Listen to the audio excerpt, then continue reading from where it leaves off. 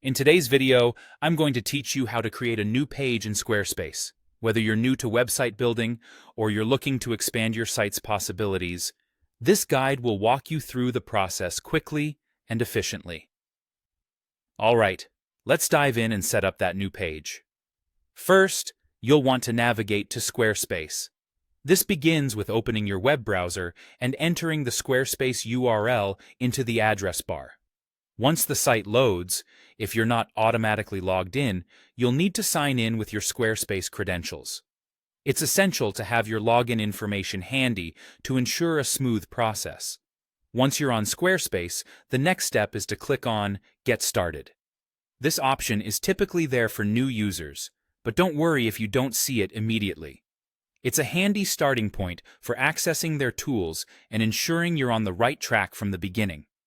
After you select Get Started, you're going to want to look towards the main dashboard of your website. Now, direct your attention to the left-hand side menu of the dashboard. You'll want to scroll down and find the option labeled Website. Within that section is where you'll discover the Pages tab.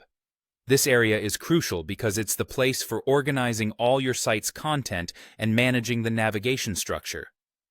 Once you're within the Pages section, you'll want to locate the small plus sign, often found near the top of the page. This icon is your gateway to adding new content. By clicking on this plus sign, you'll open a menu of page types. Here, you can select your preferred style of page to add, whether it be a general web page, a product page, or even a blog. Take a moment to consider the purpose of your new page and select the option that best fits your needs. After choosing the type of page to add, you'll be prompted to give this new page a descriptive name. This name is significant because it will be displayed in your site's navigation menu. Select a name that is clear and straightforward to ensure visitors easily understand the page's content at a glance. For example, if you're creating a contact page, labeling it simply as Contact Us will make it easy for users to navigate your site effectively. And there you have it, a new page in your Squarespace website, ready for content and customization. Feel free to explore additional settings to personalize this page further, adding personal styles, images, or enabling other features that enhance user interaction. Squarespace is designed to be user-friendly, so don't hesitate to experiment a little to see what works best for you.